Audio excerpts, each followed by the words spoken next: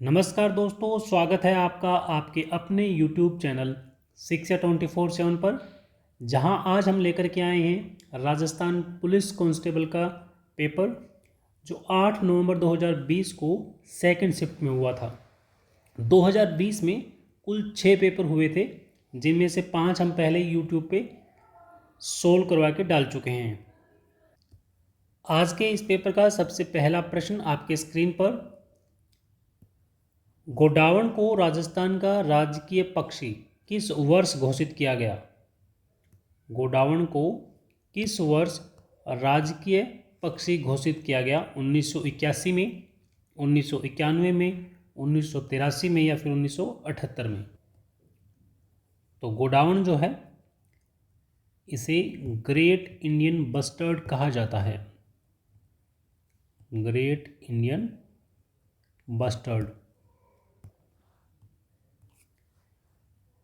ये रेगिस्तानी क्षेत्र में मिलता है और सन 1981 में से राजस्थान का राजकीय पक्षी घोषित किया गया। 1981 में एक भारी पक्षी होता है ये। अगला प्रश्न, बरौली मंदिर परिसर का संबंध किस वंश के शासकों से है? किस वंश के शासकों से है? गुर्जर, प्रतिहार, चौहान, परमार या फिर चालुक्य? तो जो बरौली मंदिर है, ये कोटा में स्थित है। बरौली मंदिर कोटा में, और मंदिर का निर्माण जो है वो मिहिर कुल ने करवाया।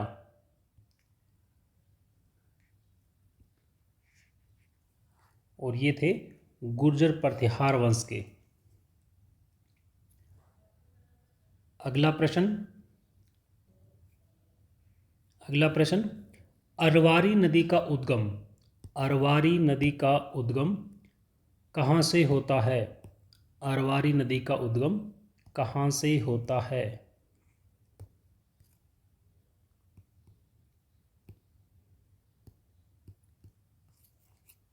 सवाई माधोपुर जिले से, थानागाजी के पास सकरा बांध से, या पाली जिले या हेमवास बांध?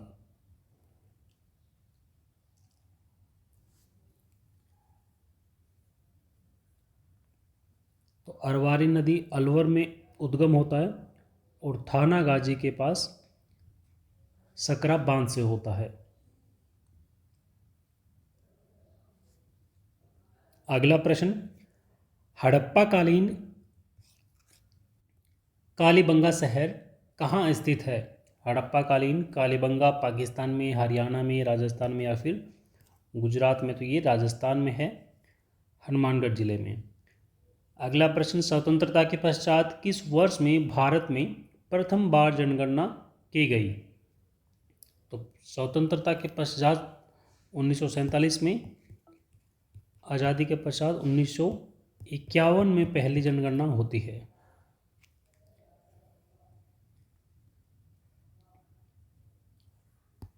तो ऑप्शन डी। अगला प्रश्न, राजस्थान जागीर उन्मूलन अधिनियम किस वर्ष पारित किया गया?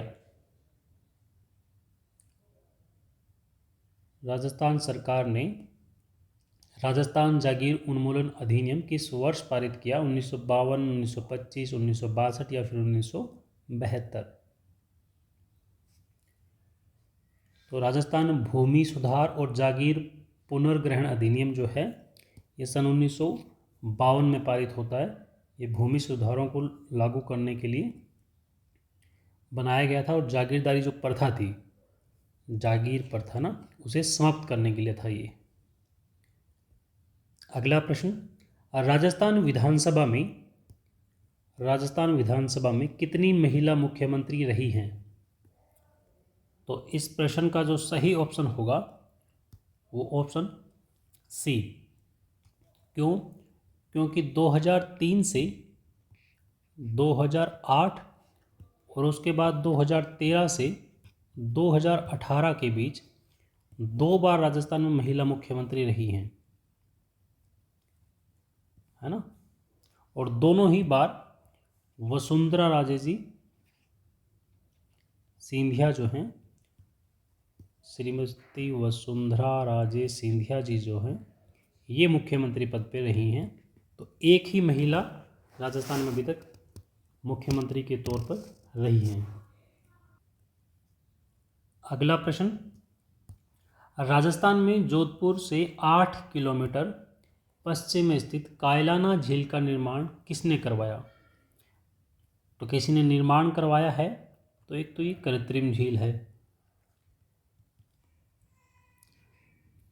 दूसरा, इसे 1872 में बनाया गया था और जोधपुर के राजा हैं, नाम है प्रताप सिंह।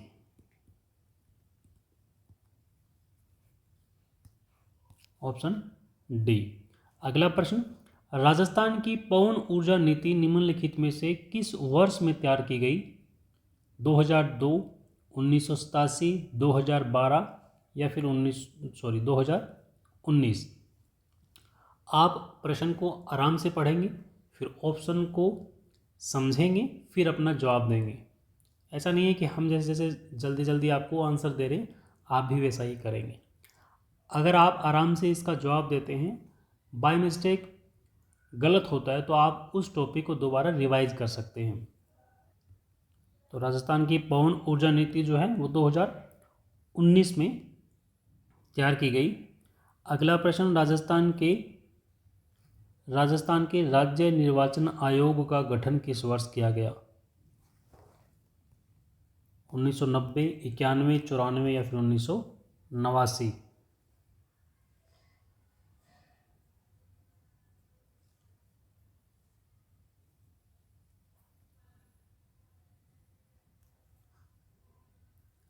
तो राज्य निर्वाचन आयोग, स्टेट इलेक्शन कमीशन जो है, ये जुलाई 1994 में गठित होता है राजस्थान में, और यह संविधान के अनुच्छेद 243 के अंडर बनता है। अगला प्रश्न, निम्नलिखित में से किस वर्ष राजस्थान में राष्ट्रपति शासन था? राजस्थान में कुल 4 बार राष्ट्रपति शासन लगा है। पहला 1967 में,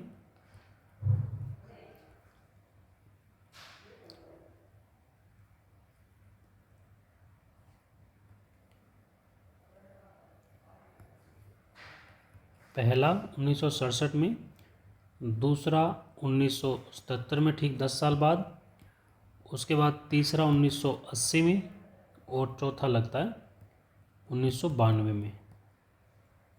तो इसने पूछा है निम्नलिखित में से किस वर्ष में राष्ट्रपति शासन था?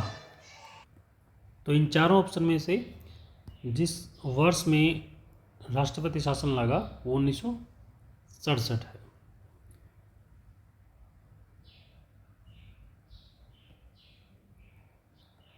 अगला प्रश्न,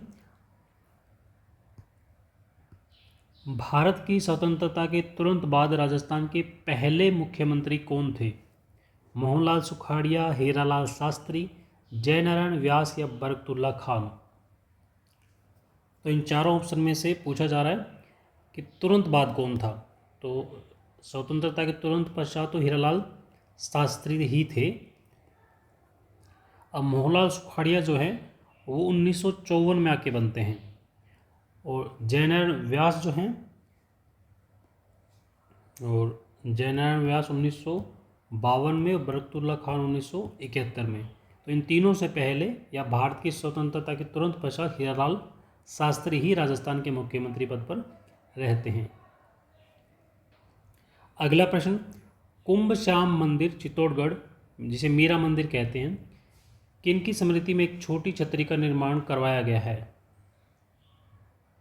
इस मंदिर में किनकी स्मृति में छोटी छतरी का निर्माण करवाया गया? तो इन चारों ऑप्शन में से ये बताना है कि कुंभ श्याम मंदिर में एक छोटी छतरी बनी हुई है, वो किनकी बनी हुई है?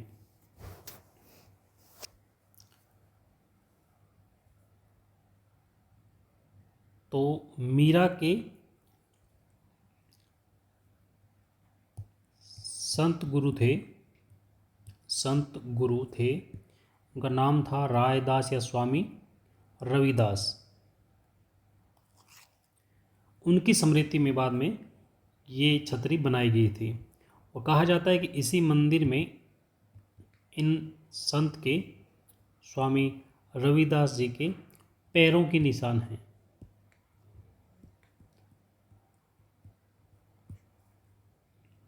ठीक है। अगला प्रश्न, राजस्थान के अरबुड़ा पर्वत के एक शिखर गुरु शिखर का नामकरण किसके नाम पर किया गया? चंद्रदेव, ऋषि दुर्वासा, दत्तात्रेय या फिर अनुसुया?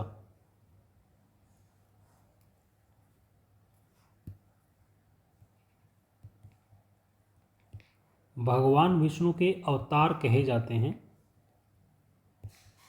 भगवान विष्णु के अवतार कहे जाने वाले दत्तात्रेय के नाम पर इसका नाम गुरु शिखर रखा गया था।